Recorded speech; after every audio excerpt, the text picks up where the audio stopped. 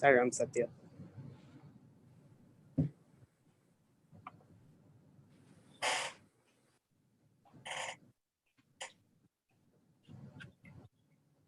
Sai Ram Lakshmi. Hi Sai Ram. Kartik. Sai Ram Aminati.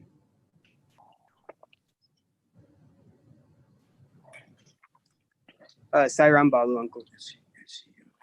Sai Ram, brother. Sai Ram.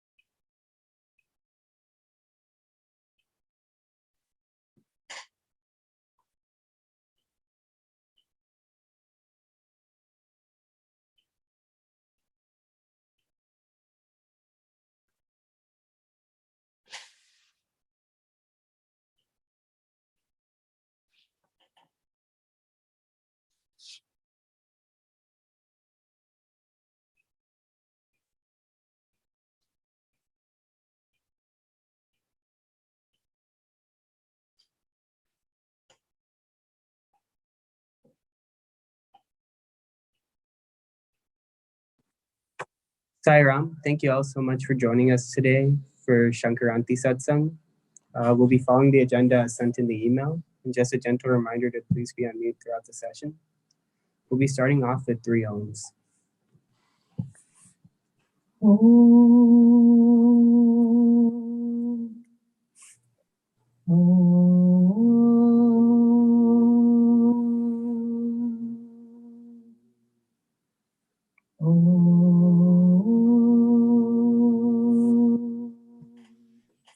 Shri Gurubhyo Namaha Harihi Om Gananam Tvam Ganapatigum Havamahe Kavim Kavinam Upamasravastamam Jyeshtarajam Brahmanam Brahmanaspata Anashrunvannoti Siddhasadhanam Prano Devi Saraswati Vaje Virvajinivati Dhinama Vitrayavatu Ganeshaya Namaha Saraswatyai Namaha Shri Gurubhyo Namaha Harihi Om.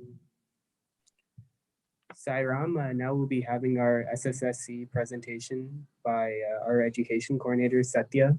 Over to you, Satya. Sai Ram. Sai Ram, everyone. Happy Shankaranti and Pongal to all. A small presentation from the Satya Sai children and from myself together. We have been working on our 5 human values as always, Sarpe Swami, love, peace, non-violence, right action, and truth. This being a new year, we encourage the children to start the year with a prayer for everyone.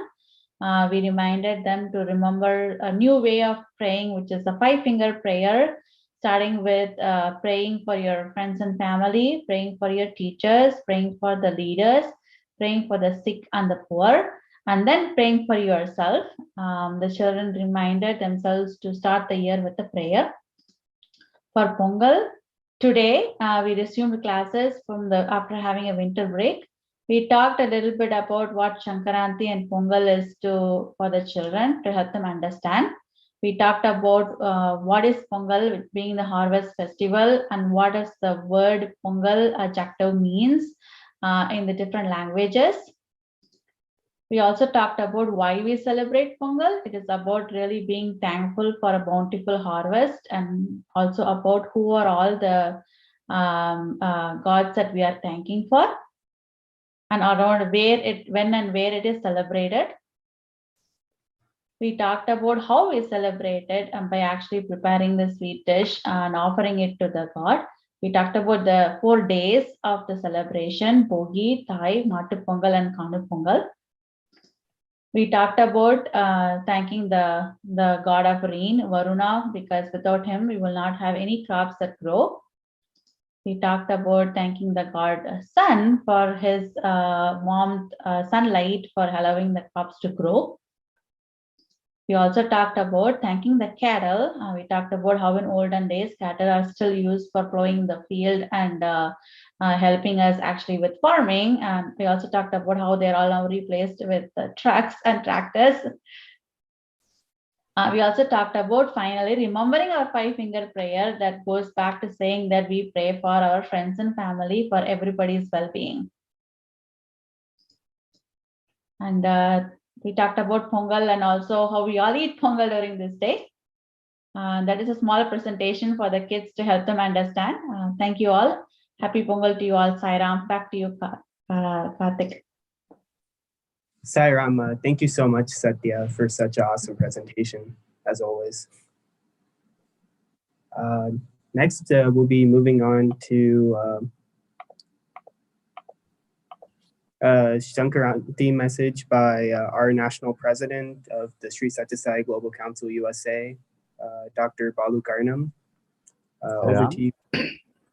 Sairam, thank you. Offering my most humble salutations at the lotus feet of Swami.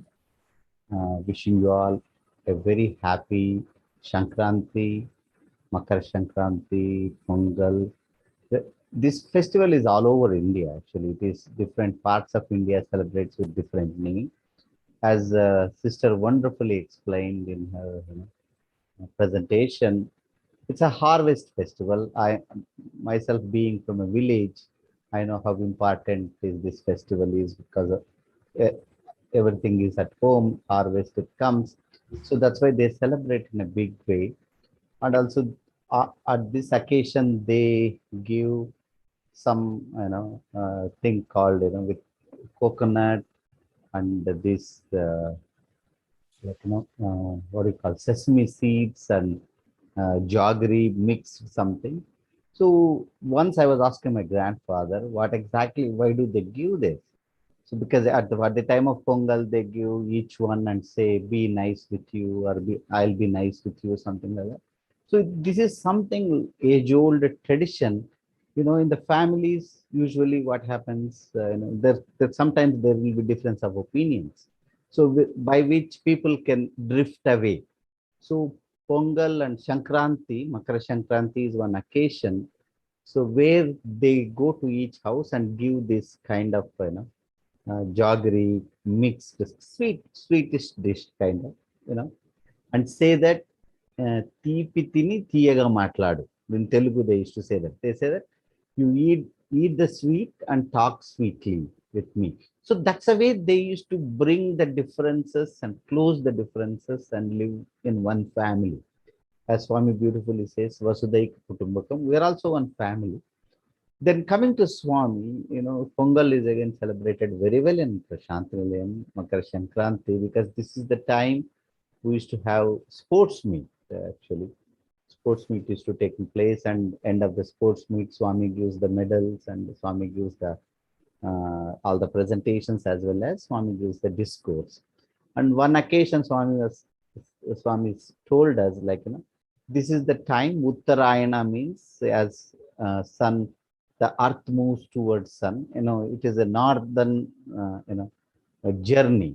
From the southern journey, earth takes and goes to a northern journey, because sun moves to the north from today. So, and Swami says, what is Uttarayana? Swami says, when you move towards God, when your journey is towards Godward, that is always Uttarayana, Swami says. Actually, Swami always gives the inner significance, and he says, that is not the time. Whenever you your journey takes to good company and towards God. That is Uttarayana. Like again, wishing you all a very happy Makar Sankranti and Pongal. And also at this occasion, I wanted to tell you all, I want to announce also, the sister Lakshmi is doing wonderful programs. You all know that, inviting wonderful speakers. We also want to tell you all that we want to, make Sister Lakshmi as a regional coordinator for the entire region 4 from today. Actually, I discussed with Sister Lakshmi. This is a very simple thing. Basically, whoever wants to join Global Council from the region 4 of all those states, they will come through Sister Lakshmi. Sai Ram to everyone. Thank you all for giving me this wonderful opportunity. Sai Ram, brother. Thank you so much for creating time for us today. Thank you all for joining us today. Sai Ram, our Kansas Sai Center is blessed to have with us today Dr. Shastri Pappu on the auspicious occasion of Pongal and Sankranti. He has a big bio, but he wants us to reduce it to 2 paragraphs. So to get a brief introduction on him, please go ahead, Sai Ram. Sai Ram.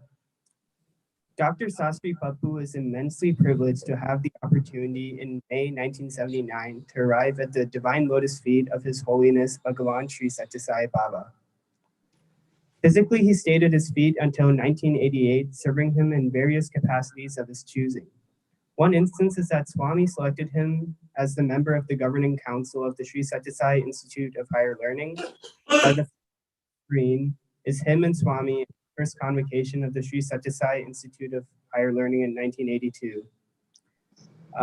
And then to give a brief, on his professional life, physics is his passion, and he held many faculty positions and scientist positions at top universities and institutes throughout India and the United States.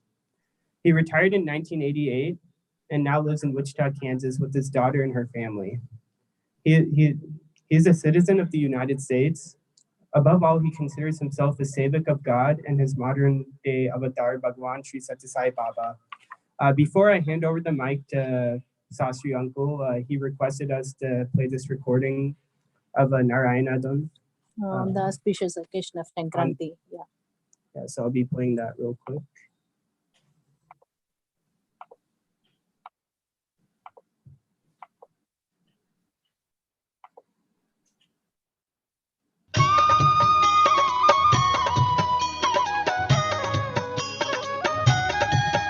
Shriman Narayana Narayana Hare Hare Shriman Narayana Narayana Hare Hare Shriman Narayana Narayana Hare Hare Shriman Narayana Narayana Hare Hare Teri leela sabse nyari nyari Hare Hare Teri leela sabse nyari nyari Hare Hare Ha teri leela sabse nyari nyari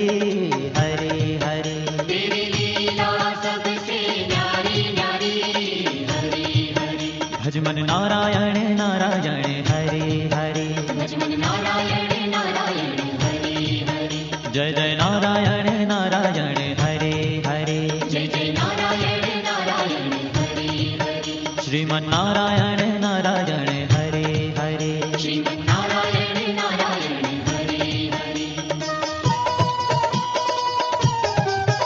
Hari ओम नमो नारायण ओम नमो नारायण हरि ओम नमो नारायण हरि ओम नमो नारायण हरि ओम नमो नारायण ओम नमो नारायण हरि ओम नमो नारायण हरि ओम नमो नारायण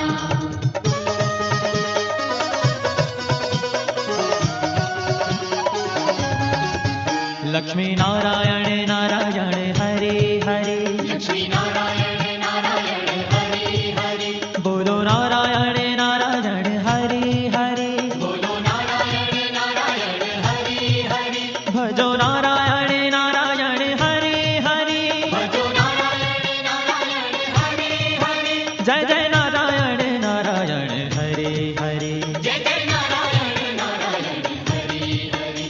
श्रीमन्नारायण नारायण हरे हरे श्रीमन्नारायण नारायण हरे हरे तेरी लीला सबसे न्यारी न्यारी हरे हरे तेरी लीला सबसे न्यारी न्यारी हरे हरे श्रीमन्नारायण नारायण हरे हरे श्रीमन्नारायण नारायण हरे हरे हरि ओम नमो नारायण ओम नमो नारायण हरि ओम नमो नारायण हरि ओम नमो नारायण हरि ओम नमो नारायण ओम नमो नारायण हरि ओम नमो नारायण हरि ओम नमो Narayan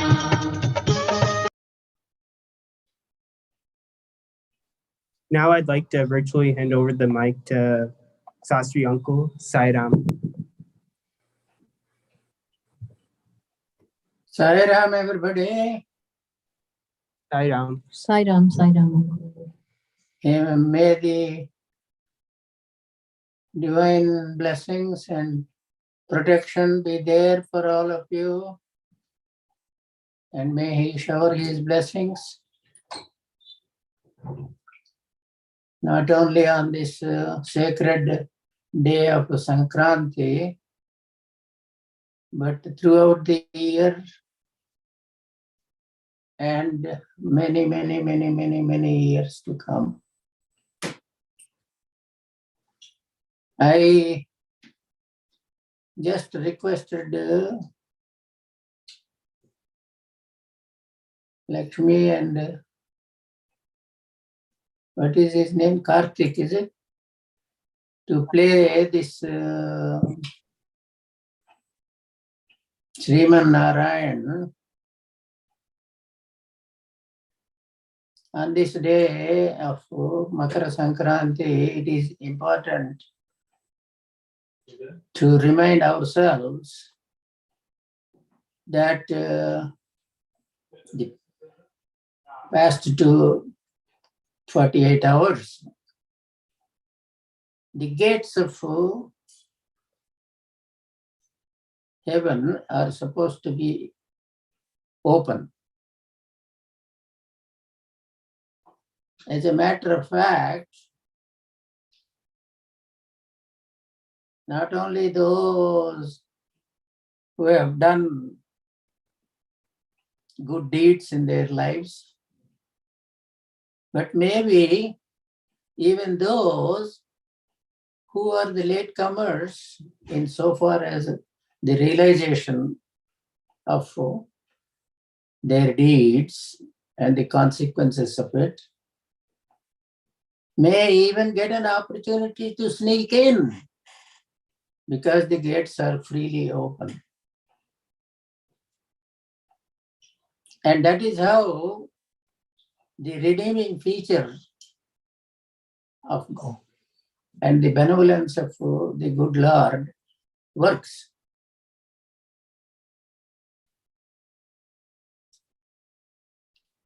And the reason why I requested that Dhun is Sriman Narayan be played, because I want all of you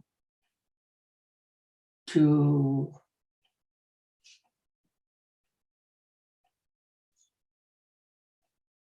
understand that we are talking about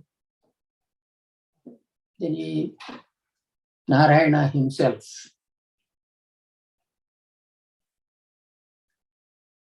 His name was given or assumed afterwards as Satya, was at the christening ceremony, he was called the Satyanarayana Raju. And that name was given to him, Satyanarayana, after the Satyanarayana Puja his parents had performed. And his advent was, as all of you know, was predicted by the Venkavadhuta and told to his grandfather, Kondamaraju.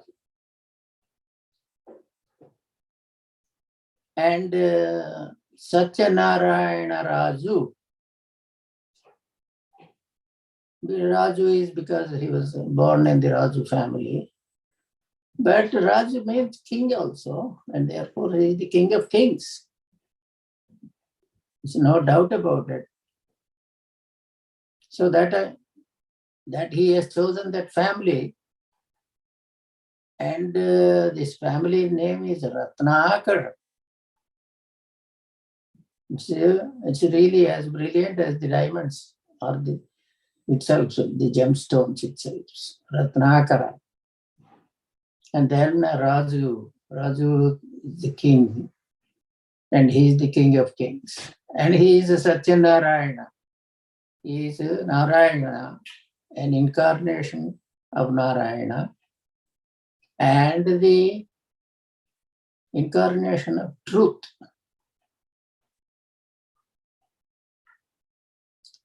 And in order to remind ourselves that he is none other than Narayana, with all the 1008 names of Vishnu Sahasranama, under the Vishnu Sahasranama that we chant,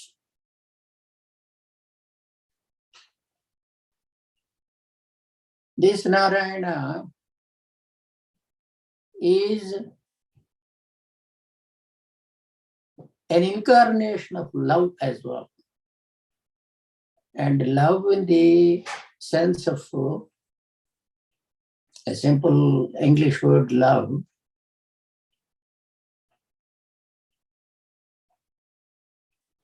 but the true meaning as I would like to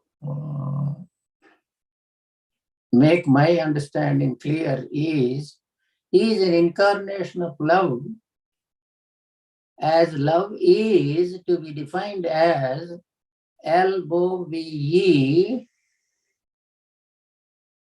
which is himself calls prema, but LOVE, I would like to remind myself, it stands for, as far as I am concerned, leave out the vexing ego.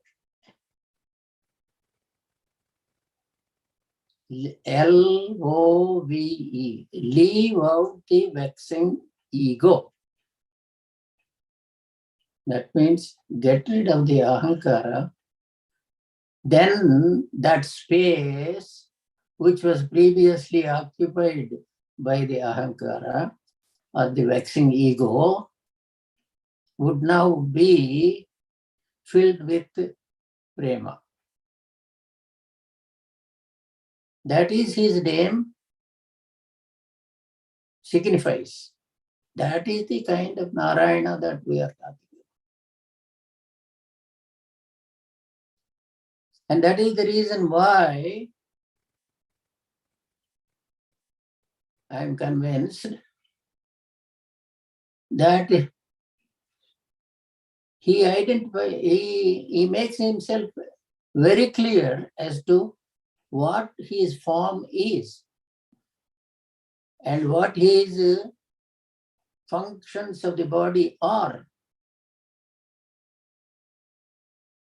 through that beautiful song, bhajan song, that love is my form. See how he phrased about the body. Love is my form. And what about this vasa that we are talking about, inhale, exhale and all that? Is love is my form, and then truth is my breath, etc. See, the thing is that who can say this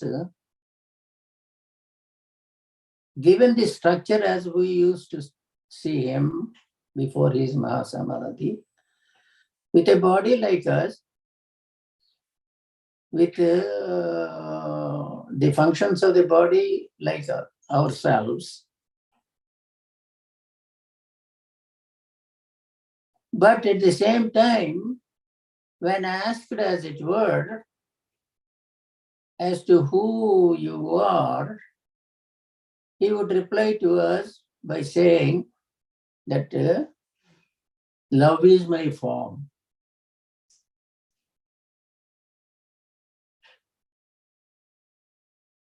And so that is where already you can see the distinction and difference between that body which we used to see and the bodies which we carry.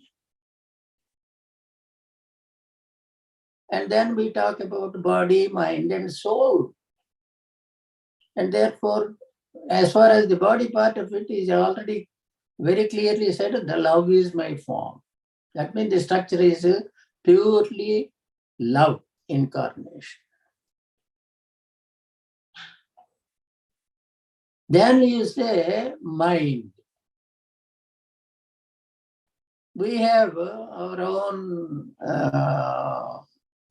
experiences of the shenanigans of our minds. And he also many a time refers to it as monkey minds that we possess.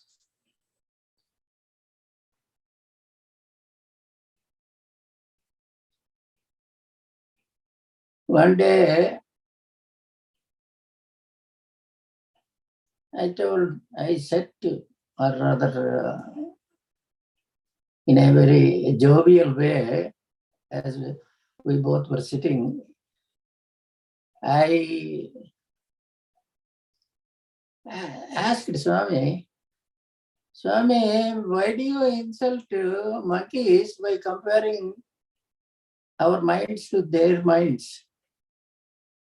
The monkeys have served you while you were in Rama with such a devotion, such a fervor of devotion. Then he said, yeah, that is correct. Vanaras. But Naras are not like that. Their minds are much more self-centered, much more egoistic.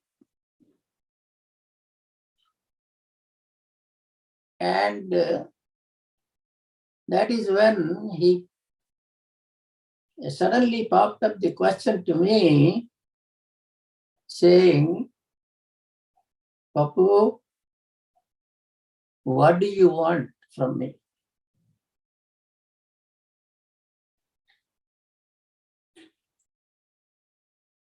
You see, he introduced the subject of monkeys, and then it provoked me to ask a question, and which I mentioned. And then suddenly he asked, what do you want from me? So I said, I do not want anything except one thing. And so he said, what is it? I want to serve you, to be like Hanuman was to Lord Rama.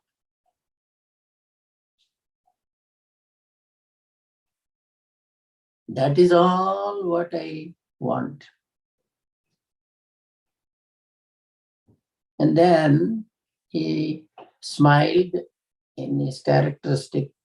See, I do not know whether you have cleanly observed. He never laughs in a kind of guffaw type that we do.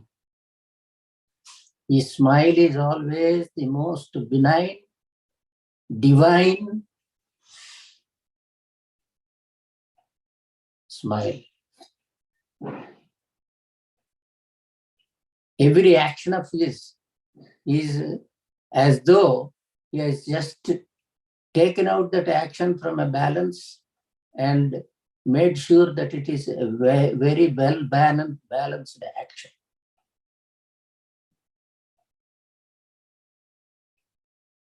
And that is the kind of discipline he has on his frame. That is the kind of discipline that he likes. And that is the kind of discipline, lack of discipline that he does not tolerate.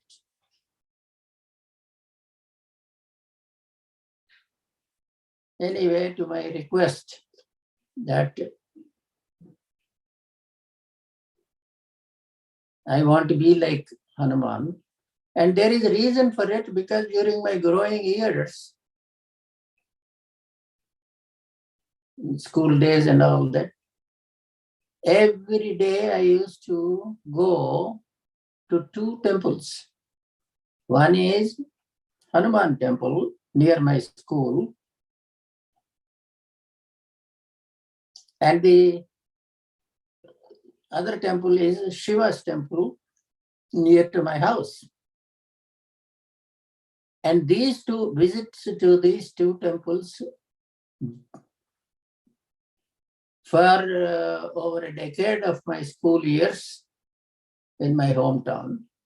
And afterwards, when I went to college and all that, I used to do the same thing. And therefore, it's a kind of become a second nature for me to consider myself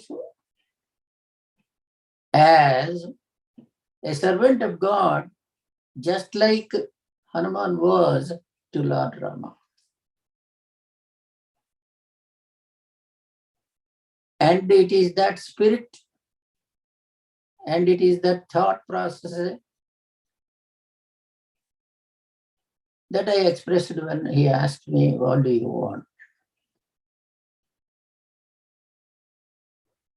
And maybe one of the reasons why he drew me to him. And that odyssey of my being, rather my going to travel and get near to him was a long story. Maybe some other time he will give me the opportunity to talk about such things. But today I would like to talk about that Narayana, that Satya Narayana, that Sri Satya Sai Baba, that incarnation of the Lord.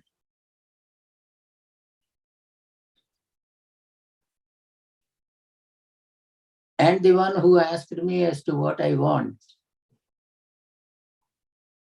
Afterwards, there were similar questions on various things. Again, we'll do that some other time. But in this particular day, I would like to talk about that Narayana, that Satya Narayana. And the story goes like this. One day,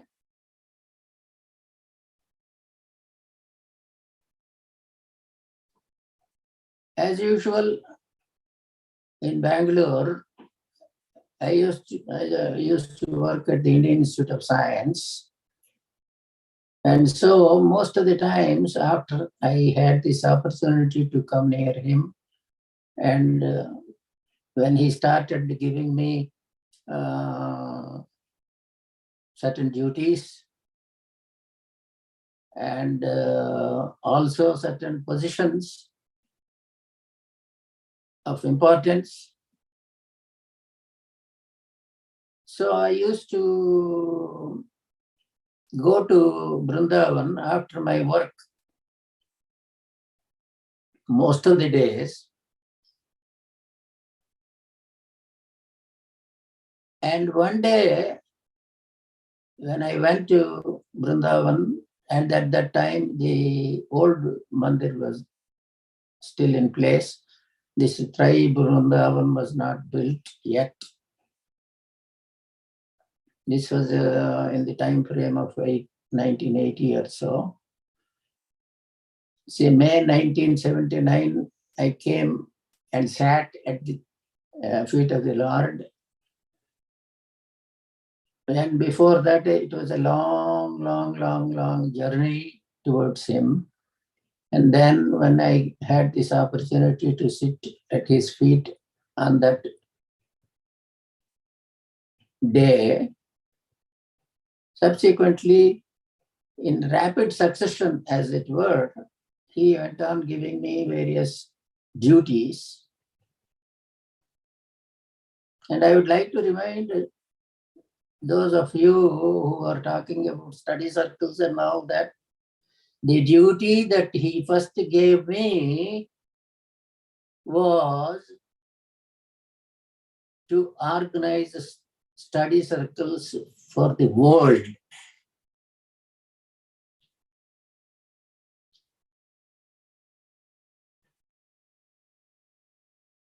And that was an interesting story. And that was a long and very interesting story, but we will talk about it later. But as I see that those who crave for history or recognition would always say, oh, I did this, I did that. But please, let me make it very clear. To me, the one lesson that I have learned even before coming to Swami is, some people call me minimalist, some people call me very frugal, or whatever you want to call, whatever they want to call. But mine is two things. I, my, mine are the root cause of all evil.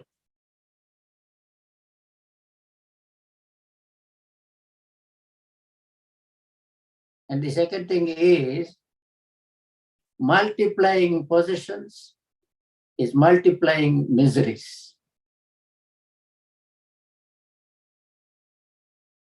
How did I become like that? No, I was born like that maybe.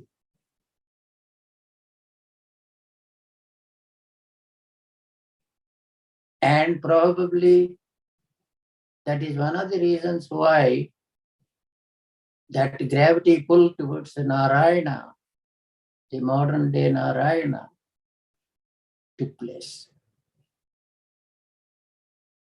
And so to come back to the story, one day I could not go because of the bottle. Because this is one thing I made very clear to him, that duty comes first. And therefore, some days, if I do not come, because sometimes Swami used to say, why did you not come yesterday? So I used to tell him very plainly, I got work to do.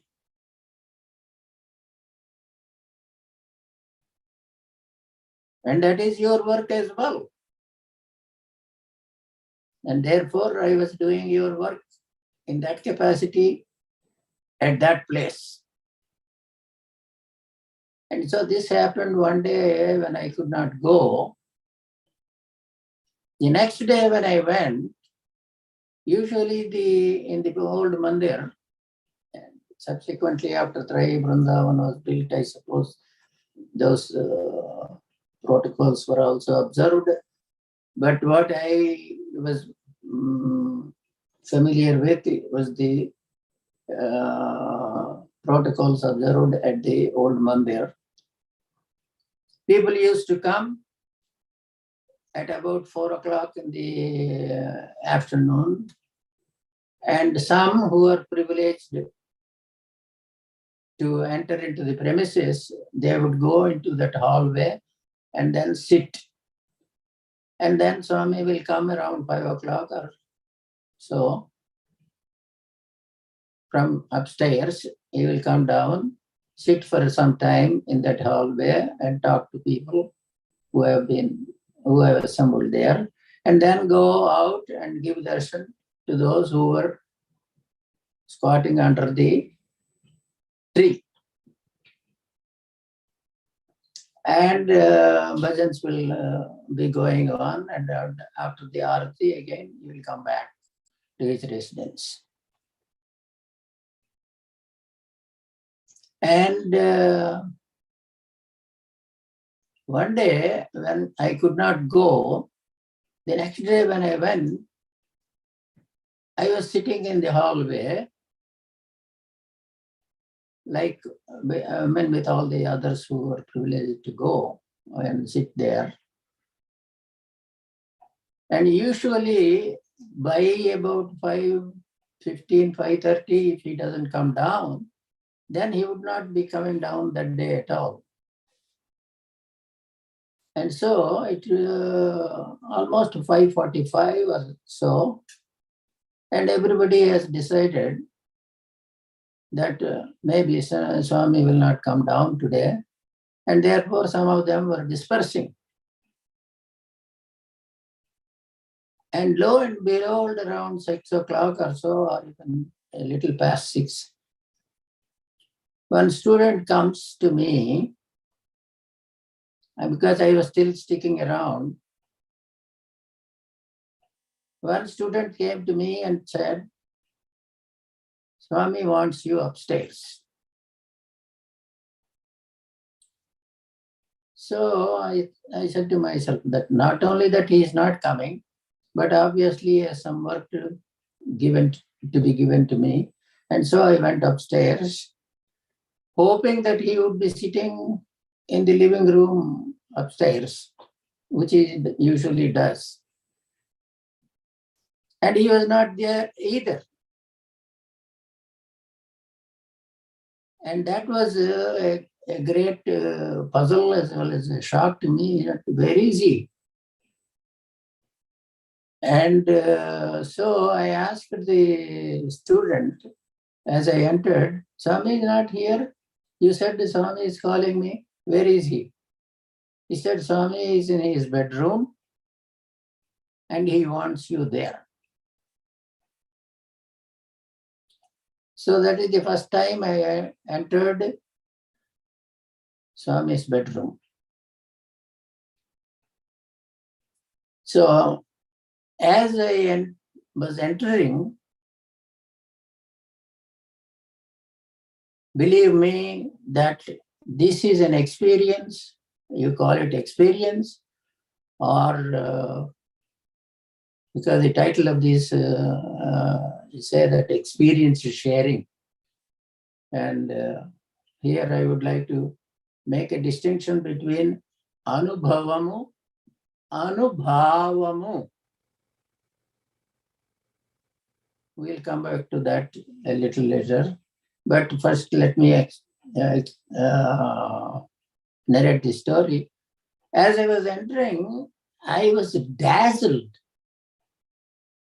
completely taken by the brilliance in the room, as though the entire room was illuminated by million-watt light bulbs.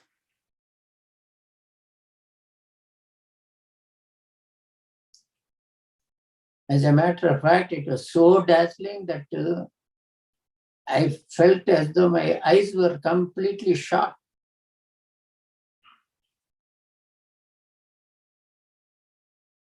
And I approached, then suddenly I realized Swami was in a reclining pose, just like now Lord Vishnu was on his Adisesha.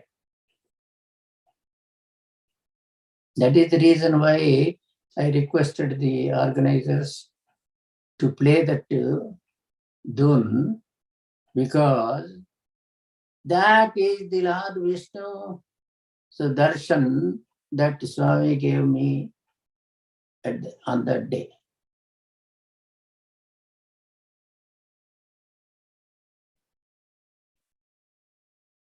And that is the reason why he called me in,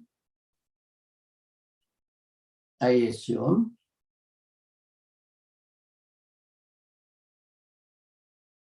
And why did he choose to do that? I do not know. But then immediately that beautiful smile came onto his face, and then he said that, Da, kucho, sit down. That at that time, I came back to my original state, and he came back to his original state. And what I saw on his leg was a big, huge roll of bandage.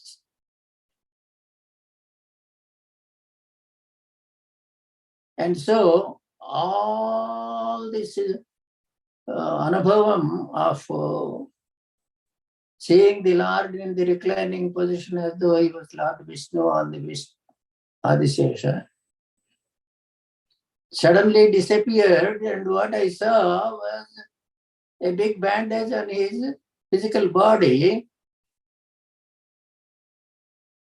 and I am soaked with tears, inundated with tears, looking at that bandage. So I said to him, what happened, Swami? What is this bandage doing here? Why are you reclining like this?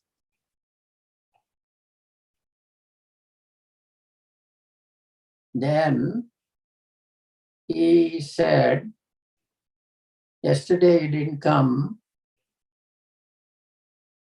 but this is what has happened. So it seems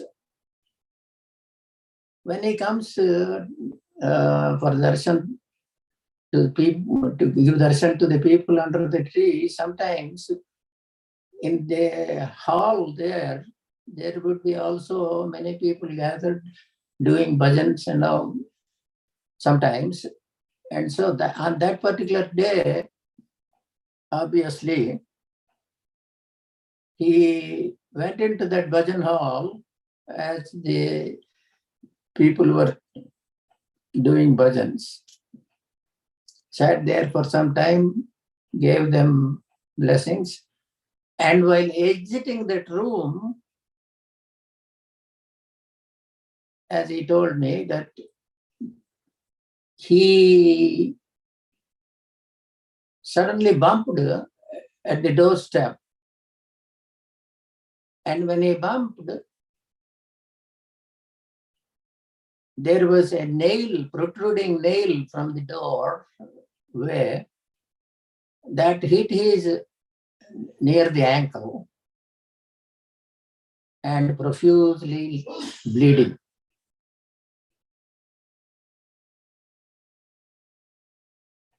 And then immediately he walked quickly to his residence. And then he said, he described as to what has happened and all that. And then he said that, the doctor came and then put this bandage and all that. As though, he described it as though that it has happened to his body, but not to him. Thus making a beautiful, simple statement that he is never ever was or will be living in this consciousness of his body.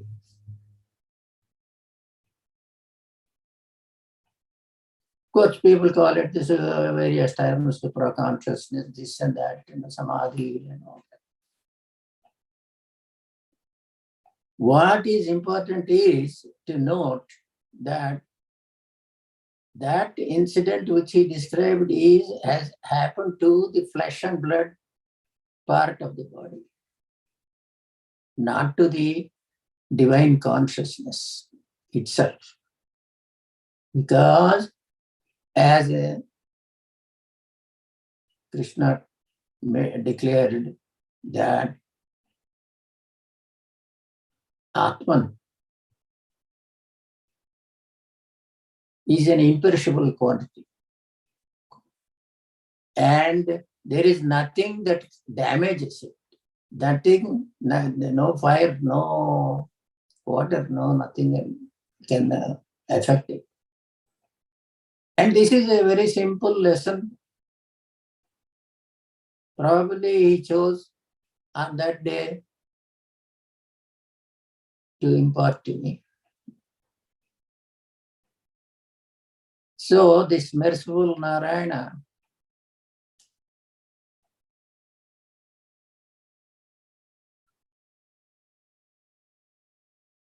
gave me that opportunity to see him, this diminutive figure in the physical sense of the, as we used to see, that he is diminutive in the physical form in this world as we saw him, but he is sarvavyapi. He is all pervasive universal consciousness and energy. And then, of course, that is the reason why I requested the organizers to play that dhun, because I listen to that day every day, because that reminds me of this opportunity that the good Lord has given me on that particular day, decades ago. And not only that, I urge all of you to listen to this dhun like the other Om Namah Shivaya every day, because that will endow you with the utmost peace true to the words Om Shanti, Shanti, Shanti. And having given me that glimpse of his divinity as Lord Vishnu on that day. Of course, afterwards what happened was that he made me sit, and then we talked about the usual things about what to be done at the college or what to be done at the statistical organization and many other things. So what I want to emphasize here is that there is no particular moment in which he will not give you a just talk, but gives you a lesson. He always gives you a lesson by every action of his.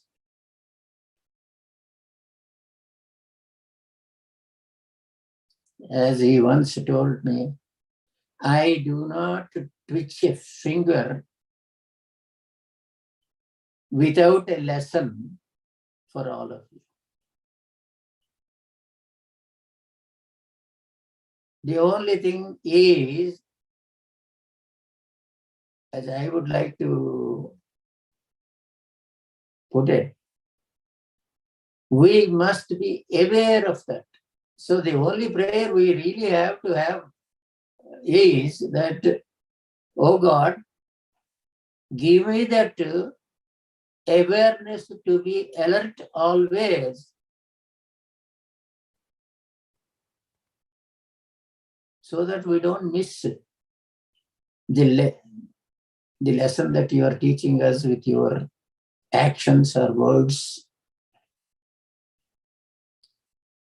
See, his actions are, and his words and the actions, I used to describe, for my understanding, as glimpses of divinity at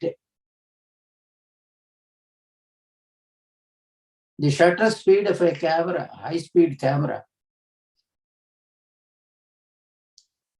It will be always, you have to, so your first prayer always must be, don't distract me.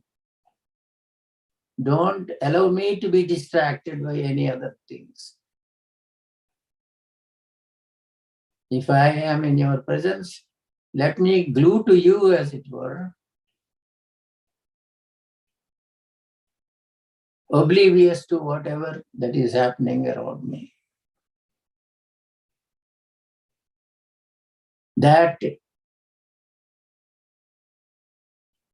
And that is the purpose of the so-called satsangs. Satsangs are not club meetings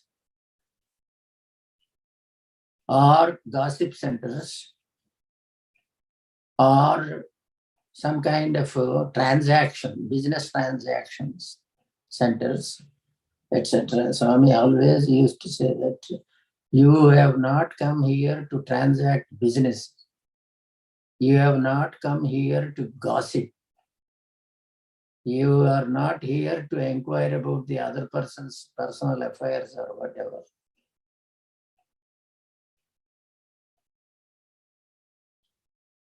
What you have come for is to be aware of yourself in the presence of Swami, so that you don't miss out anything.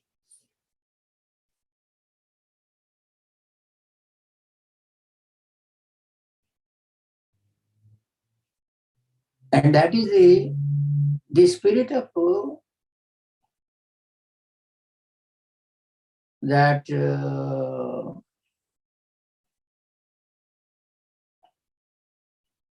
satsangatve nissangatvam, nissangatve nirmohatvam, nirmohatve nischalatatvam, nischalatatve jivan mukti. That is the purpose of satsang. Satsangatve nissangatvam. That means by association you cultivate the habit of dissociation or detachment. Satsangatve nissangatvam, nissangatve nirmohatvam. By this process of detachment, learning about detachment and acquiring the habit of detachment, what do you get? You get nirmohatvam.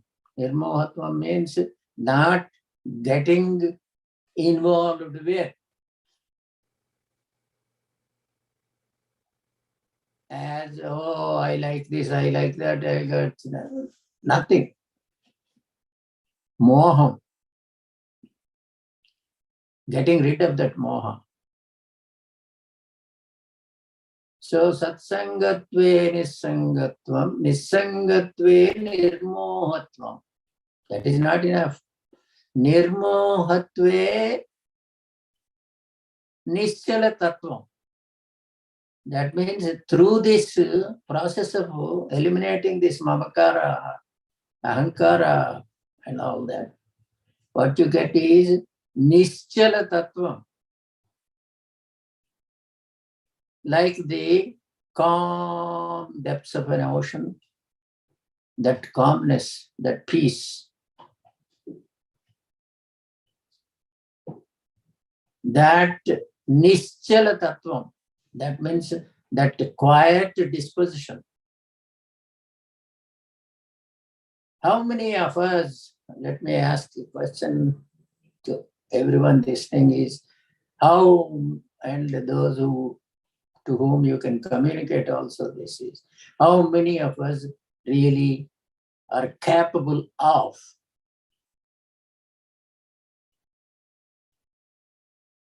saying, I am my best company.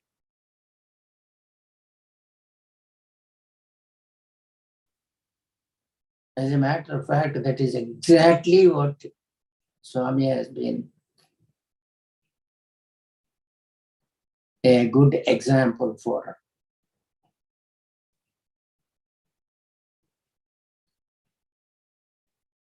See, those of you who have observed this, the great thousands of people congregate on a given day and all that. But I have seen that there are times when he will be sitting alone by himself. Sometimes I had the good fortune of sitting by his side at his feet.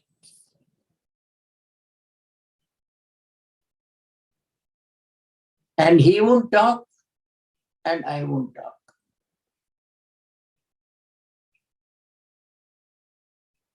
Nirmohatve nischala tattva means that.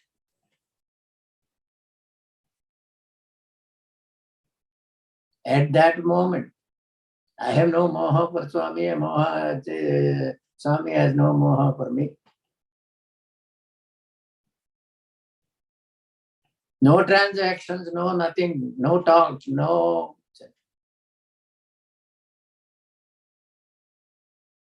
How many of us are really capable? Think about it.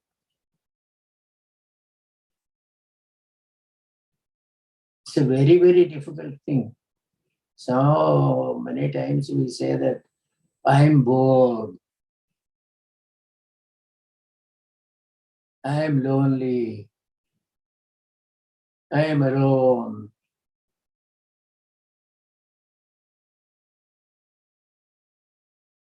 My dear friends, I is never alone.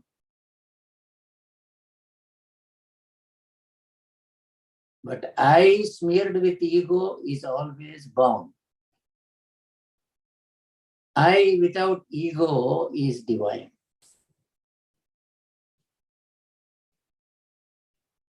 And therefore, when you have the capacity earned to say that I am my best company, that means you have realized that I, which you have and which you are referring to, is the divine himself. And that is what self-knowledge means, to me at least. Self-knowledge means identifying yourself and becoming very clear about it, saying that I am Brahma. Aham Brahmasmi, as Shankaracharya said, as Ramana Maharshi exhorted, and many of these great teachers have been explaining to us, is that Aham Brahmasmi, there is no ego there. It is a pure, simple fact of nature, namely that you are a spark of the divine. You are a quantum of that universal divine energy.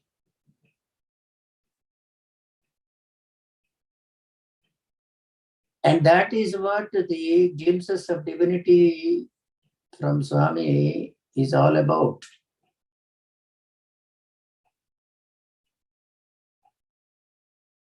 Of course,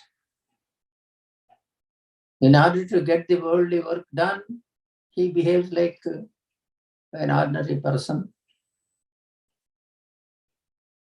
But at the same time, he demonstrates whenever he chooses to impart a lesson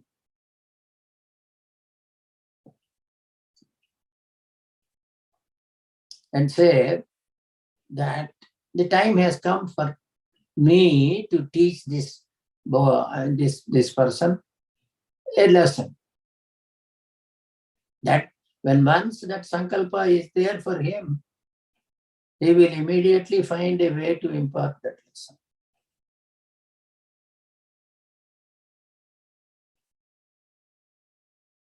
And in this particular day, in this particular incident that I described, he chose to impart that lesson to me, saying that I am none other than the Lord Vishnu himself.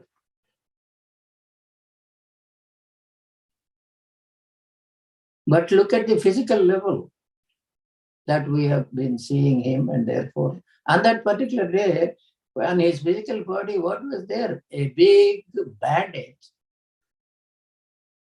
And the previous day, as he described to me, it was a big nail, protruding nail pierced through his ankle.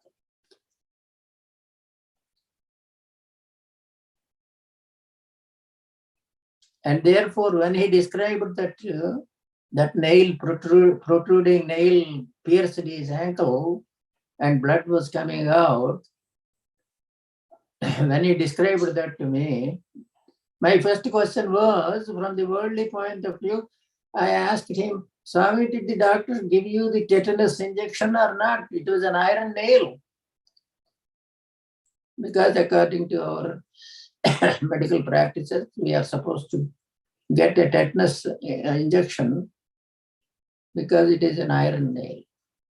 So my first question to him, after he described this as to what happened, was, did you get a tetanus injection, Swami? Did the doctor give you?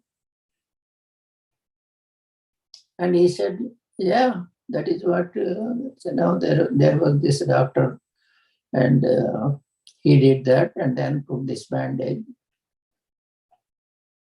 And with this bandage there, of course, for a few days, he was resting. He didn't come out for giving darshan and all that. But that is a different story. But the thing is that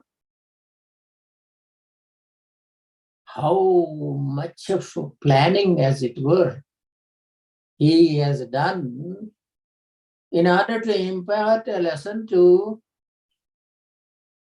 a very ordinary person like me, to demonstrate as to who he is really. That is how I look at it. Because why did he not call all the people and then say that, look, this is what has happened?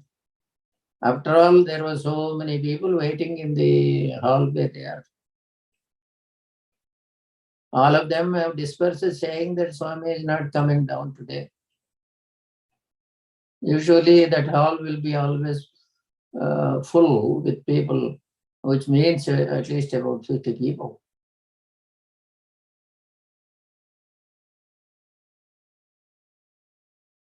Now, that particular day, that particular incident, and the circumstances under which it has happened for me to go upstairs and all that. Let me tell you, it is a tremendous push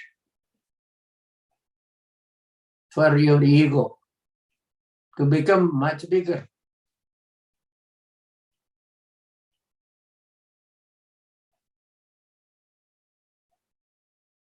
Why? Because I could say that, you see, 50 people were waiting and nobody indeed, and outside the tree, under the tree, hundreds of people were waiting. None of them have got the opportunity to see him that day. But he gave me a special invitation, as it were, to come upstairs and go into his bedroom and then sit with him and have this wonderful darshan and all that. Just imagine, my friends, what a heady wine it is. What could have happened to this individual but for his grace?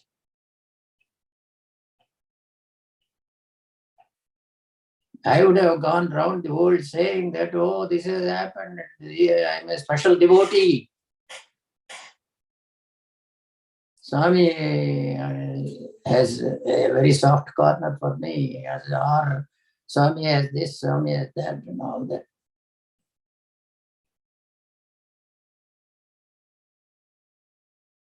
It is not uncommon to come across people saying that, oh, he is a great devotee of Swami.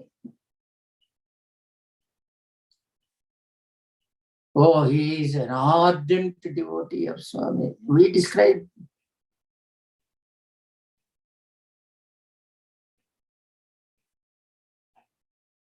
And he is a special, he is very special to Swami. He is very near to Swami. She is near to Swami, etc., etc. You have heard.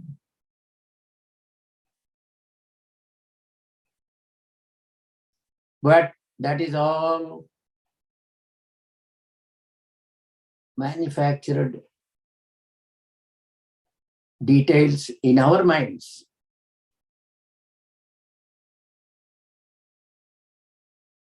We are so weak that we need all this kind of priming in order to sustain our egos. But the truth of the matter is, a true devotee will never ever proclaim his devotion in that way.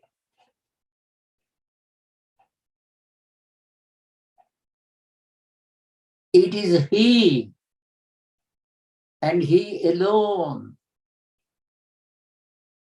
and that has been proven over the millennia of the advent of all the avatars, for the advent of all what we know as gods and goddesses, is that it is he alone has to declare that so and so is my bhakta, is my devotee. Actually, devotee is a poor English word for bhakta. A true bhakta. And the best example that, and the interesting thing is that best example is not from the human race, but from a different species, as it were, comes to us via Hanuman. A true bhakta is one who is like Hanuman to Rama.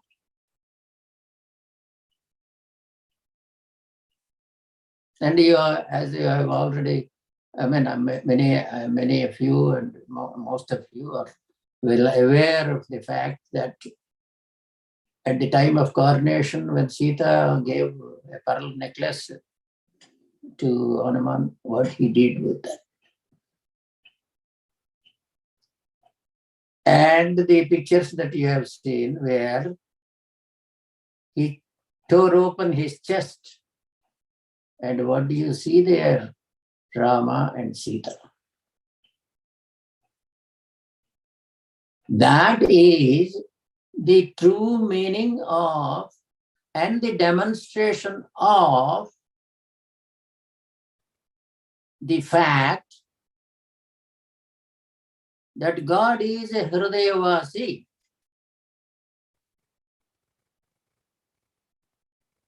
And in whose Hridaya he will reside that way, as shown by Hanuman, is when one is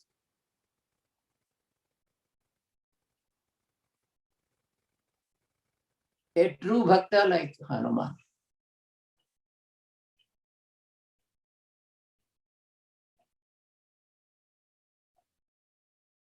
That is the meaning of, and those pictures that you see and the story that you hear about his behavior with the pearl necklace and all that.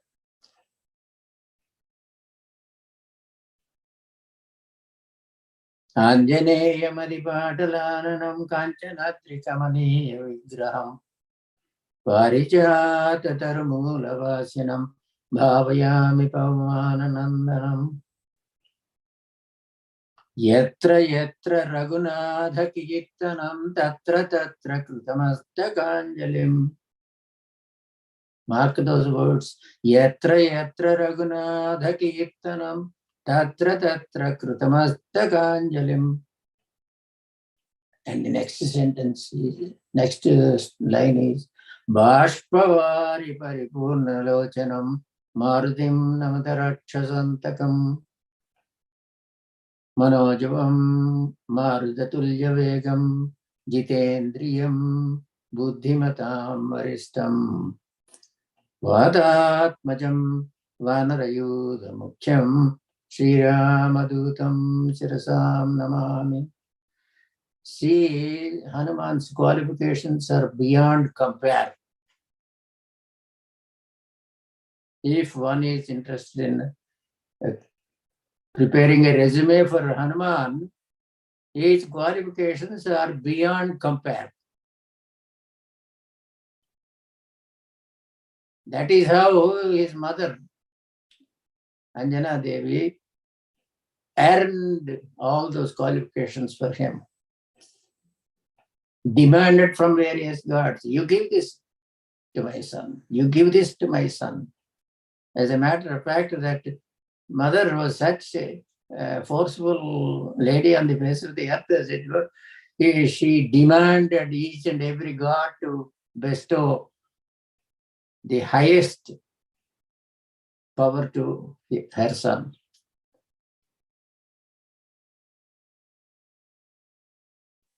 With a very flimsy review, so-called resumes, we gloat about ourselves.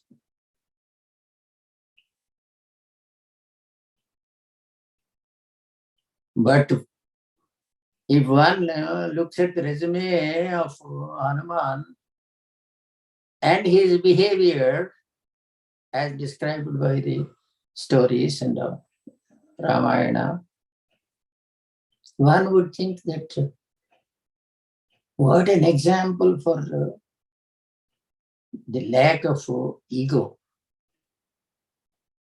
How to suppress one's vexing ego. With what? With the pure love. Love of serving the Lord. And therefore,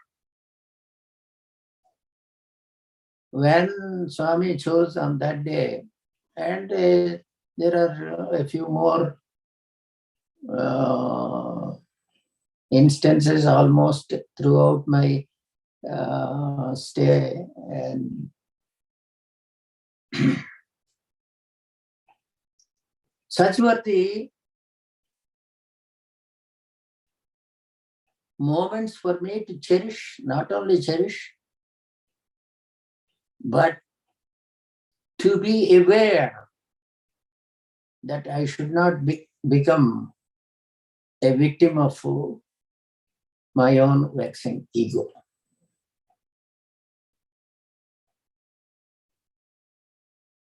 The greatest enemy of man, as I said,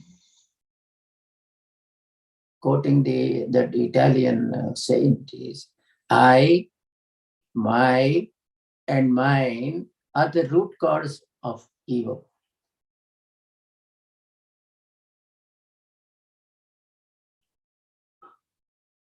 But that doesn't mean you should not use the word I at all. Sometimes I call I is a problematic pronoun.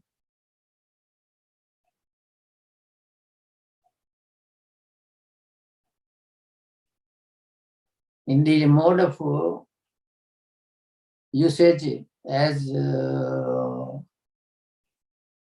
Shankaracharya has asked us to do, is Aham Brahmasmi.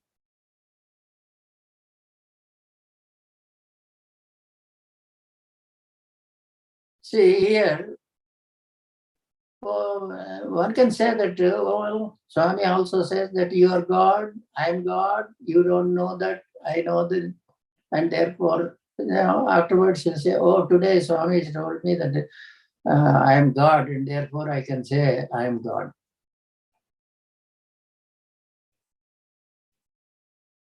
But why? What? It's a conditional clause. You are God, all right, but behave like one.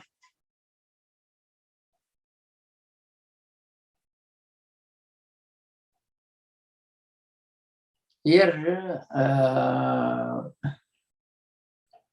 in a sort of lighter vein, I would like to give an example, which this is a running story in America, is that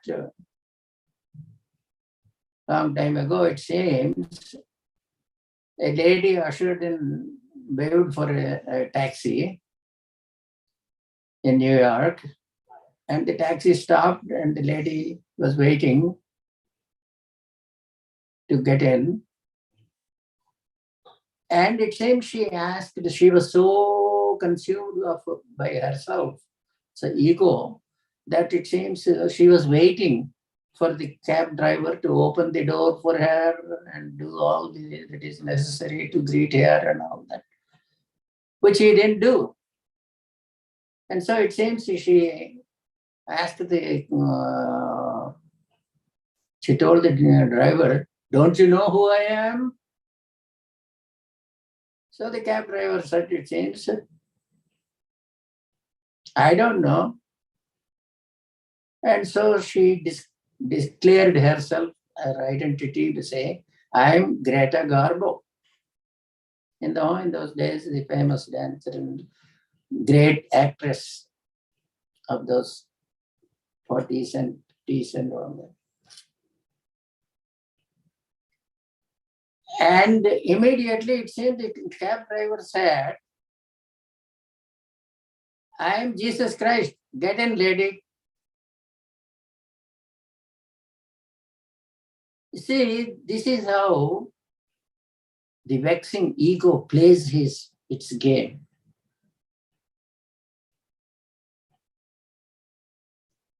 And let me tell you, this good Lord about whom you are talking about has beautiful scalpels with him in order to cut to size the egos of the monumental egos of people.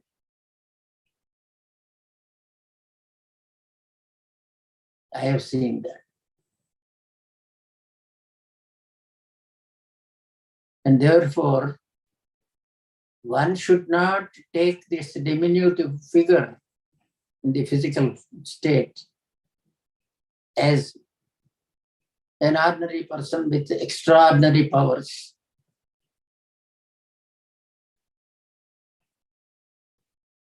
But it is an extraordinary person with extraordinary powers which cannot be described, which are beyond one's comprehension, except when that person totally understands as to with whom he is interacting. And that can come about, as Swami always says, by knowing yourself as to who you are. And for that, in order to teach that fact, namely that when once you realize as to who you are, then you don't have any other questions. That means you have identified yourself with me, and I am you, you are me, and there is no distinction. And according to what I have understood from him is that is the true nature of a bhakta.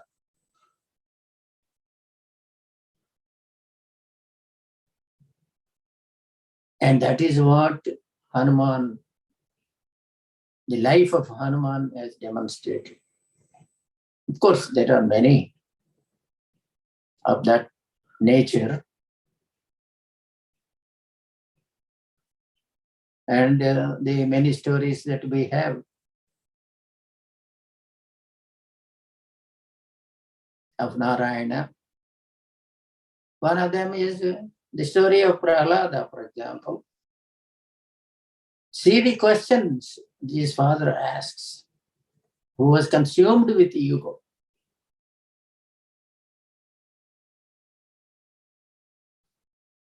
Where is Narayana? Where is your Narayana? This reminds me of one day, a very, according to his own description, an ardent devotee of Swami, suddenly became estranged for whatever reasons. And so one day when we came across, we knew each other, and when I came across, when we came across each other in Bangalore, I asked him, how come I don't see you in Vrindavan or Parthi or anywhere else and all that? Oh, your Swami, I don't believe in your Swami. I said, what happened? Your Swami, my Swami, what is this distinction? That is the kind of dialogue ages ago has taken place between Hiranyakasipu and his son. Hiranyakasipu asked his son, where is your Narayana? Where is this Narayana? Where is this Narayana? And for which the devotee of all devotees, Prahlada replied saying, Indu galadandu ledani sandehamu galadu. Chekri, endendu vedaki chuchina andande galadu ni danavagrine vinte.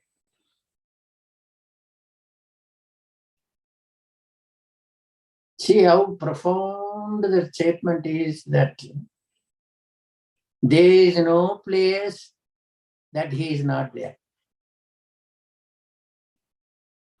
In this language of, for instance, in the space-time domain, there is not a single coordinate point where he does not exist. Indu Galadanda Ledani Sandehamu. See that statement. Do not have any doubt whether he is here or there or not. Chakri, that is Lord Vishnu, Narayana, endendu velagi chuchina, wherever you please to see, wherever you want to see,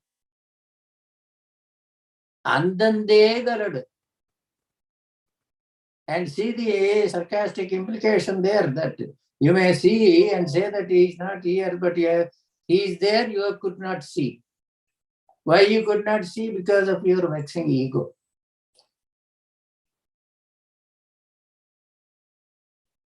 Transform that vexing into the prema. Then you will see.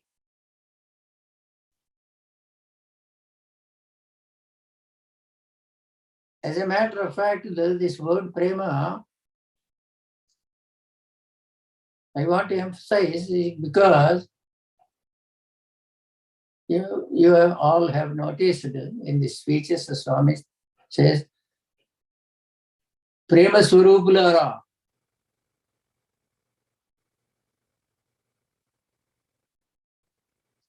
There is that benign blessing and a pat on the back, but at the same time, there is a vexing question for you, for the audience, for the persons in the auditorium or elsewhere in the world. When he says Prema Swarupulara, he is seeing all of us as Prema Swarupulara, but the question is a rhetorical question there. He is putting us in the fix. Are you able to see yourself as Prema Swarupulara? Can you really say that love is my form for yourself?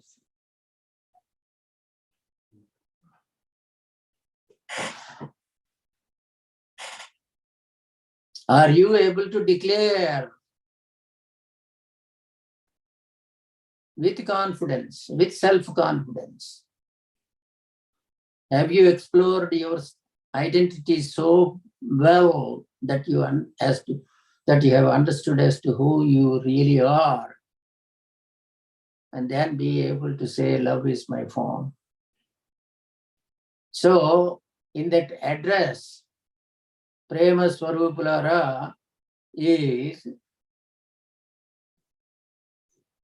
both a blessing and at the same time a question. Namely, that do you really know that you are, do you deserve to be called Prema Swarupa?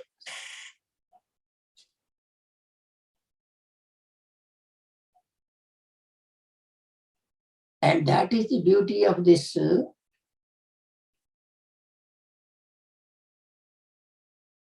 wonderful Narayana that we had in physical form for some time, and his eternal universal consciousness form forever.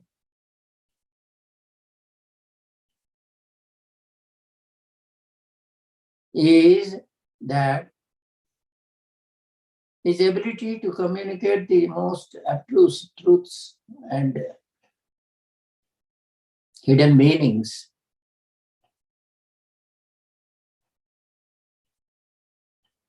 As Shankaracharya, when he was about to be established, and the Sarada Peetam, Sarada Devi asks some very tricky questions before accepting him as the authentic person to occupy the Peetam. And in that questioning and all that, Shankaracharya says that for everything he will say, Amma, there is a meaning as well as an inner meaning. Amma, ardhamu undi, antarardhamu undi.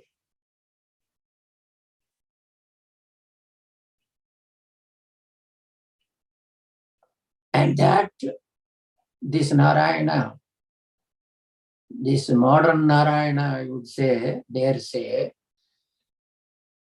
named Sri Sathya Sai Baba, in his daily interaction with people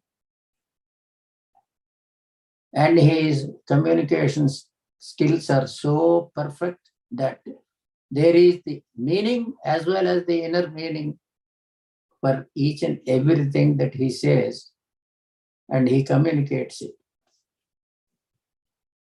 in the simplest of simple terms.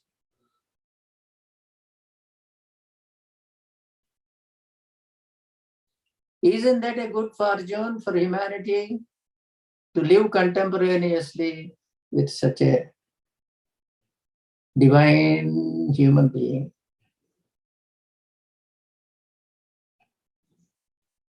And to reminisce about it on this sacred day of Sankranti, the word Sankranti is actually origin out of the word Sankramanam. Sankramanam means crossing. And the crossing is that, as we are told, that the transit of sun into the various zodiac signs, and therefore there is a Sankramanam almost, every month. But there is a particular Sankramanam called the Makara Sankranti, that is the Uttarayanam, called northward journey and all that. But here I would like to remind myself very clearly that what is not moving is the star, sun. What is moving is everything else on which we sit, namely the earth.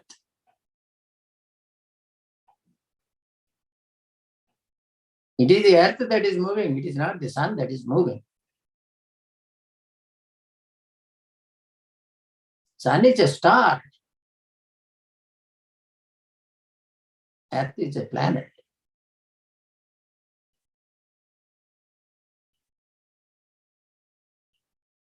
And a planet, by definition, moves around the stationary object called the star.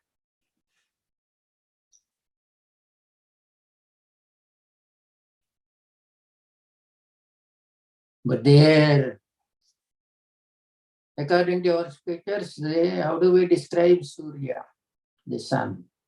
The son of whom? The Aditya, son of Aditi. And how do we describe him? Is Surya Narayana.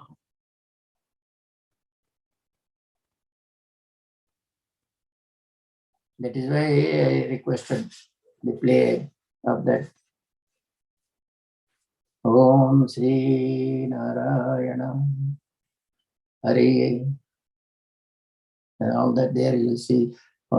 Also, a little more I urge all of you and your friends and your well-wishers and all to listen to that dhun day in and day out along with Om Namah Shivaya, because it is the best thing that can happen to oneself for utter peace of mind.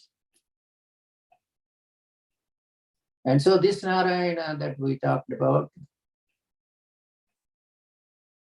gave me a glimpse of his divinity on that particular day. And who is that? Is Satyanarayana.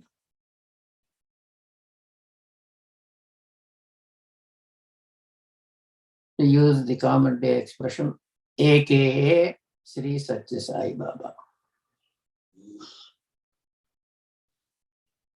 But there also,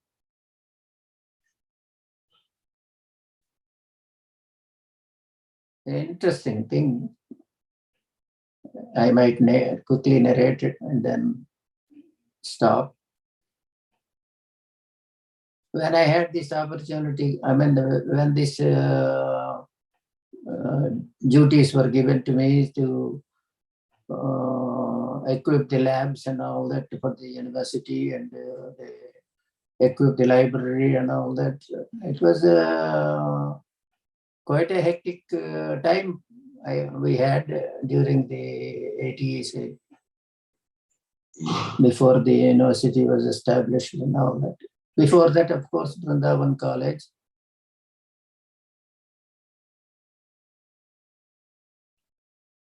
For which also I was a member of the governing council at that time for that college first. Anyway, all those stories some other times and in some other context. But what I want to tell you is that in order to bring a shape to the labs and libraries and all that, for which I have a role to play according to Swami's orders, I had to interact with the business world who supplies these materials. And I still remember the first day when I told Swami that this is an incident which I will describe some other time in more detail. And but the thing is that here, the first time I saw God signing a check, because I remember we had to give for the bill that was given by the scientific equipment company fellow for a few lakhs of rupees at that time in the 80s. And so I asked Swami that we have to pay this bill. And he said that go get the checkbook from my bedroom. I never knew that God had a checkbook. And so I went there and got the checkbook. And they already have the checks signed by, and the person who signed the check, Sri Satya Sai Baba.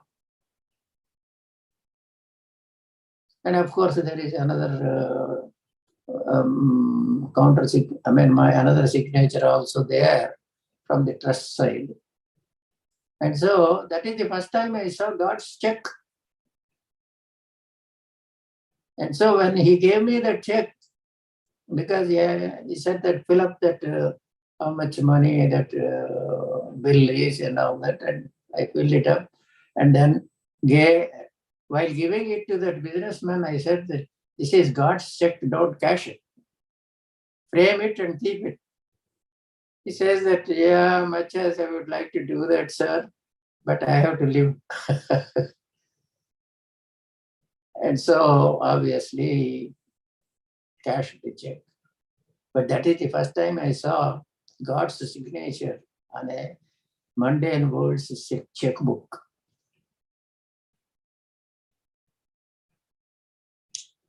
Isn't that a beautiful glimpse of divinity?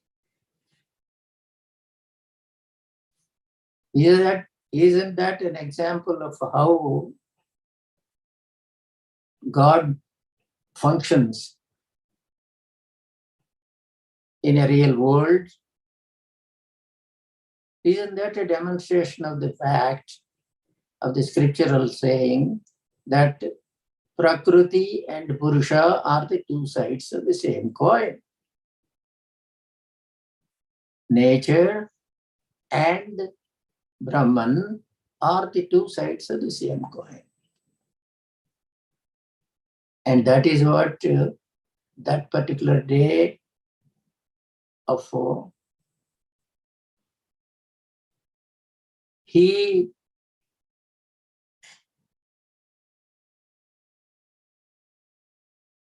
with the pretext or with the actual happening of an accident to his physical self, that he chose to make time for me to demonstrate to me as to who he really is. So, Indugaladanu ledni sandehemu valadu. Chakri, endendu edaki chuchina andande galadu. Danavagrini vitte. I sometimes rephrase it as Atmavanini Vente. When you listen to your so-called inner voice, here I want to emphasize that we saying that, oh, go inside, go into yourself, go this inside, outside, and my inner voice, this and all that. There is a lot more to that than just in and out.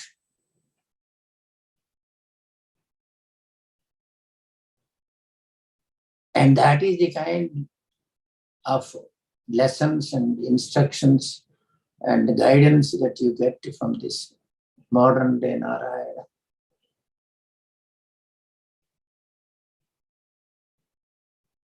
And that is an appropriate place to stop and express my gratitude to all of you for giving me this opportunity to be with you. And pray to Bhagavan that may his divine blessings and protection be there for all of you. Thank you. Sairam, Sastri Uncle, thank you so much. Let's see, the floor is open for question and answer session. So if anyone has any questions, please feel free to unmute.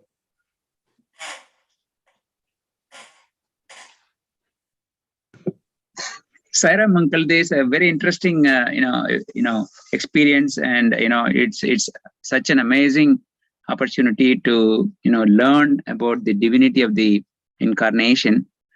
I have a quick question about, you talked about the preparation of yourself before you went to Swami. That you said I had to, get rid of all that ego, when you went into his feet.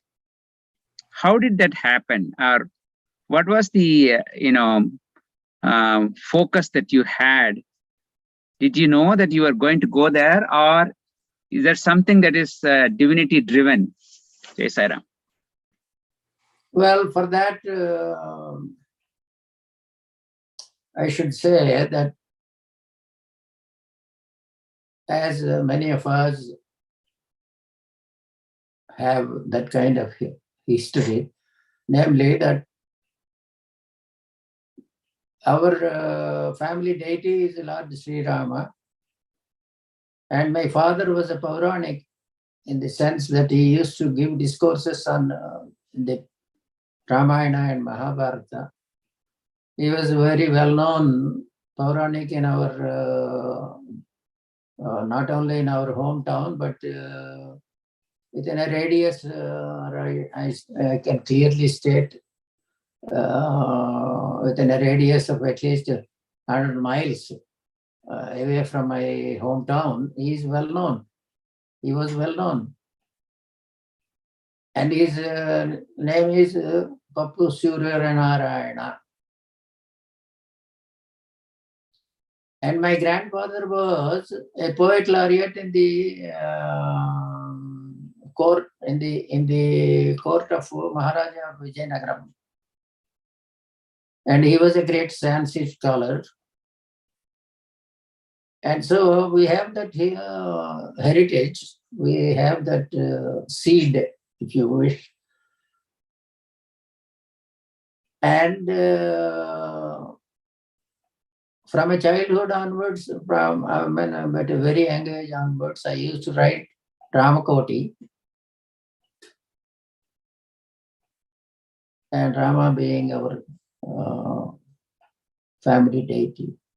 As a matter of fact, when I first had the opportunity to sit at the feet of Lord Swami, he said that your father, the seeds sown by your father brought you to me. Amazing, uncle. And the interesting thing there, I may quickly say, is that we were 5 brothers and 3 sisters and all that, of which there seems to be a little bit gravitational pull of myself towards such things. Not that the other brothers have no God-mindedness or devotion or anything, but theirs is a different path. And therefore, from the family point of view, it taught me a lesson that different people congregate as a family and can't say that we are brothers and sisters. Brothers and sisters with the individualities and different paths to the ultimate destination.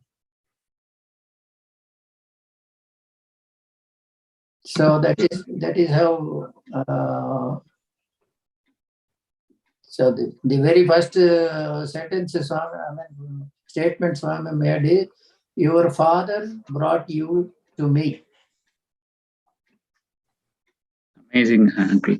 So the heritage and the preparations and the exposures that you had, all The those thing things. is that, like a farmer does, the field has to be wetted, plowed, and then the seeds are sown and all that. That is why it is called Krushi. Krushi is very important. Yeah, And, I understand. To soften the soil, as it were, for the growth to take place.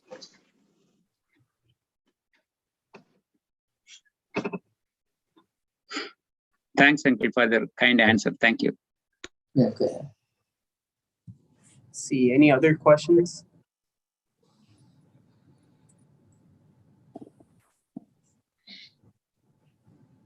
By the way, this picture that you are seeing here is the first convocation of the Sri Satsang Institute of Higher Learning in 1982. Yes, very nice. And that first convocation, Swami insisted that he should have a picture of each and every governing council member individually with him. And so this picture was taken on that occasion. Wow, And so generally very reluctant to. I'm very reluctant to publicize or display such things, but I consider Lakshmi as my own daughter. And therefore I just wanted to share with her. Sairam, it's so precious. So much for sharing such an amazing picture with Swami, with all of us. Sairam. and then Hi Ram uncle, this is Pamina. Hi Amma, how are you? Good, Yeah. good uncle. చాలా ఏళ్ళైపోయింది. నన్ను మర్చిపోయావా?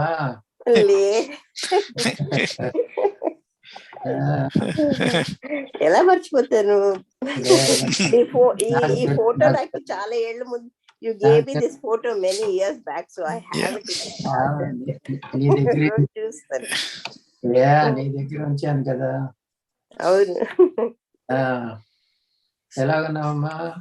బాగున్నాను uncle. Very అందరూ good. బాగున్నారు. Richard ఎలాగున్నాడు? Richard బాగున్నారు. పాపకు పెళ్ళయింది కదా. పిల్లలు ఇద్దరు now they are on their own, big and happy, very happy. We will, once this pandemic is gone, I think we'll come and visit you. చాలా ఏళ్ళు అయిపోయింది అక్కడ వచ్చి. ఇప్పుడు 90వ సంవత్సరం ప్రారంభం అయిందమ్మా నాకు. అదే పద్మజ చెప్పింది. I entered the 90th year of my sojourn on this planet. Wow. But your clarity of speech and mind is so brilliant. అది ఇంకా ఎంతకాలం భగవంతుడు ఇక్కడ ఉంచడానికి. ఇతనికి ఏంటంటే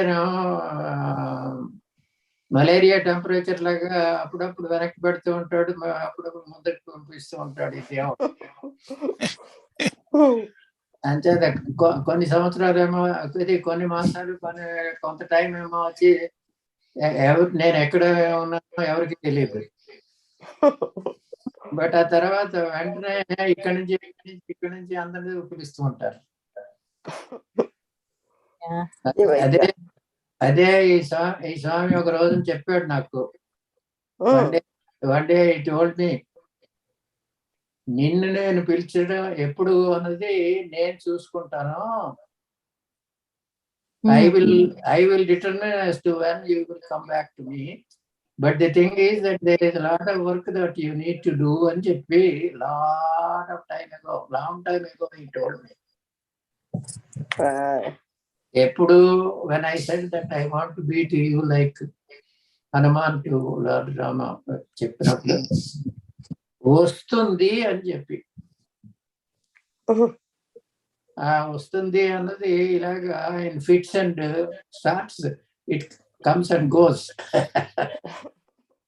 అంచేత అందుకే every time I use to tell him when he used to describe to people about me, like for example one day with the chief minister of Andhra Pradesh at the time sitting there, and I was sitting in the same room and nobody else, only Swami, that chief minister Channa Reddy, and myself at the corner of the house, corner of that hall. Then suddenly he started telling Channa Reddy, do you know who is that sitting at that corner? How does he know? But still, the rhetorical question, do you know who he is? Then he started describing, he is a professor, he is this, he is that. And Channa Reddy was very happy to meet me, of course. And then afterwards I told Swami, ఇలాగ నన్ను చెట్టు ఎక్కించుకు, అక్కడి నుంచి పడితే చాలా ప్రమాదం. If you keep on pushing me up like this, then the fall will be much more severely damaging. ఎందుకంటే భగవంతుడు పొగిడినప్పుడు నీకు మొట్టమొదటిది ఏం జరుగుతుంది అంటే అహంకారం ఎక్కువ అవుతుంది. అది అహంకారాన్ని తగ్గించి భగవద్భక్తిని ఎక్కువ చేయి అని ప్రార్థించుకుంటూ పాదాల దగ్గర కూర్చుంటే అప్పుడు then it will be the most delightful time that a human can ever have. అందుకే పాద సేవ is the most important thing. And that is the first opportunity that he gave me when I came near to, or when he drew me near to his physical form. On that particular day in May, when I had this opportunity to be in his presence, along with some others in that small room in old Mandir, quickly I will tell you, is that the room was full. By the time I got an opportunity, I was given the opportunity to enter that room. And when I entered that room, the hall was so full. The room was so, of course, the room was small to start with, and the room was full. I was hesitating as to where I should stand. Then Swami said that at that time, Nobody ever told him my name, and nobody was told as to who they are. But as I entered that room, the first thing he said, Papu, nuvilagra, ikkad kurcho. He asked me, saying, Papu, come here, sit here. And where that was is directly at his feet. Now, who told, afterwards my scientific mind, if you wish to call it, I asked people, who told him my name? Nobody told. Why did he ask me to come in front and now sit at his feet when all of them were there? I was hesitating, cross all of them and go there to his feet. But he commanded, and therefore I went. And therefore, see the analogy here today being Uttarayana and the movement of the stars, planets, and that we are talking about is that the gravitational pull, the divine gravitational pull on each individual is different. And each one is given a particular orbit, as it were, into which one should enter and then come near the star. Come to the proximity of the star, or to put it as, come directly under the effulgence of the star. And on that day, when he showed me the reclining Lord Narayana image, I would not call it image, it is real. And therefore, when he decided to give me the darshan, what I was, as described, is 1,000,000-watt bulbs, as though they are there. That is the self-effulgence of the divine. How fortunate we are. But then, what also is important is that that sandeham will always be there. Where is he? Where is it? Where is that? How can I say I am that? Chala santosham amma Pamina. చాలా సంతోషం uncle నచ్చారు.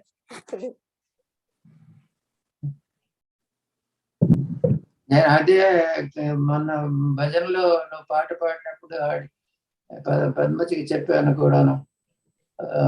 మన పమీనా పాడింది ఇవాళ. అది credit goes to Lakshmi. పాప తనే ఎప్పుడు పిలిచి పాడండి అంటుంది. Miss Grace and thank you for singing. Actually, you're please continue doing it. Sairam, it's all Swami's grace. And I think Sairam, Suresh ji, you want to? No, just I wanted to say it's so nice to see you. This is Suresh Pislankar. And I mean, of course, you don't have much time. I mean, you have so many experiences. I mean, I remember when you were building the lab in the Bangalore. I mean, one day when you were working in the Bangalore, somebody directly came from the sky. I don't know whether it's a Hanuman or Swami, but I always remember the experience. But it's really nice to see you. What is your name, please? Suresh Mislankar. I first met you at Chuck's place in St. Louis.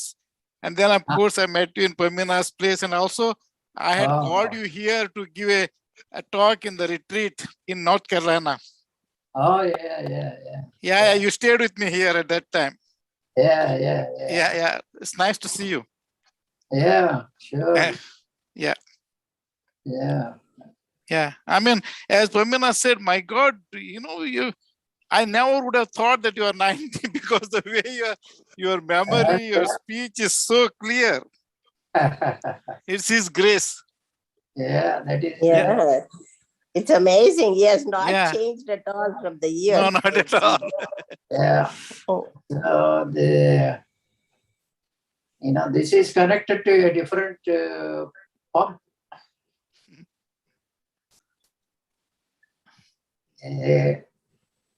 Fill up and feel the difference.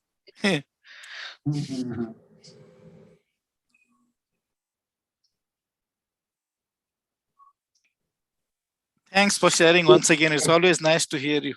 This is the power of the Ramataraka mantra antar chudandi danni Sri Rama Rama Rame Tirame Rame Manorame Sahasranama Tulyam.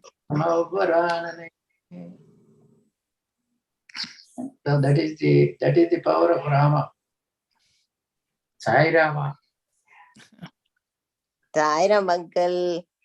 Sai Ram. Sai Ram. Sai Ram. Sai Ram. Wonderful. Any other questions?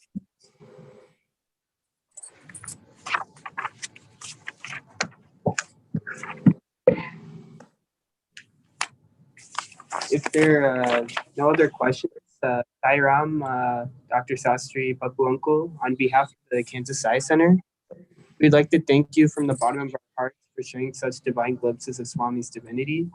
Very good. Thank you, Uncle. Thank you. God bless you. Thank you. And we look be safe, be healthy. Thank you so much. And then every Thursday, Sastry Uncle is joining us for the study circle. So all of you, please do join. We'll all have a blissful time listening to Uncle Sai Ram. We look forward to sessions with you, Uncle. Sai Ram. Sai Ram. Sai Ram. Sai Ram. Next, moving on to my 3 talk. Arati and Vibhuti prayer. Om Trayambakam Yajamahe Sugandhim Pushtivardhanam Urvarukamiva Bandhanan Mrityormukshiyamamritat.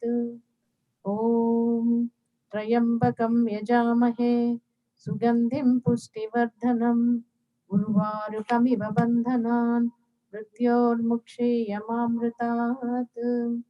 Om Trayambakam Yajamahe Sugandhim Pushtivardhanam Urvarukamiva Bandhanan Mrityormukshiyamamritat. Om Shanti Shanti Shanti. Om Jaya Jagadish Hare Swami Satya Sai Hare Bhakta Jana Samrakshaka Bhakta Jana Samrakshaka Parti Maheshwara. Om Jaya Jagadish Hare Sashivadana Srikara Sarva Pranapate Swami Sarva Pranapate Ashrita Kalpalatika Ashrita Kalpalatika Apadbandava.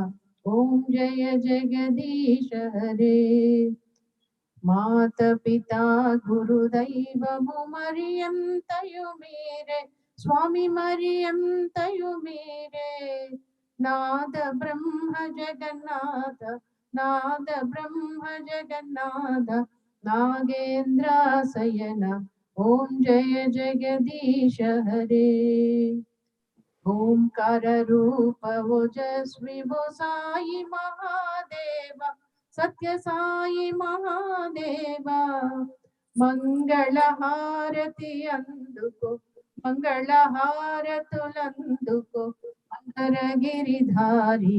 Om Jaya Jagadish Hare Narayana Narayana Om Satya Narayana Narayana Narayana Om Narayana Narayana Om Satyanarayan Narayana Om Satyanarayana Narayana Om Jai Sadguru Deva Sai Narayana Narayana Om Satyanarayan Narayana Narayana Om Narayana Narayana Om Satyanarayan Narayana Om Satyanarayana Narayana Om Jai Sadguru Deva Sai Narayana Narayana Om Satyanarayan Narayana Narayana Om Narayana Narayana Om Satyanarayan Narayana Om Satyanarayana Narayana Om Om Jai Sadguru Deva Om Shanti Shanti Shanti Samastalokaha Sukhino Bhavantu Samastalokaha Sukhino Bhavantu Samastalokaha Sukhino Bhavantu Om Shanti Shanti Shanti Jai Bolo Bhagwan Shri Satya Sai Baba Ji ki Jai.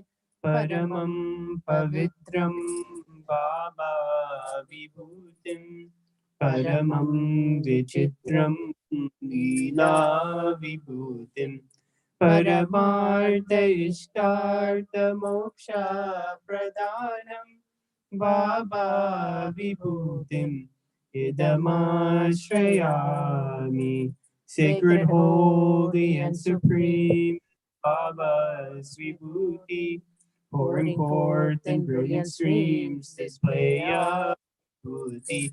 So auspicious is its might, it grants liberation. Baba's Vibhuti, its power protects us.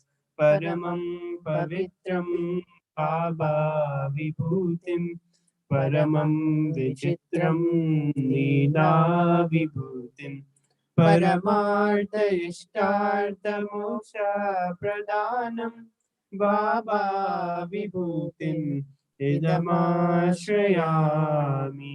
Sai Baba Vibhutim Idamashrayami. Om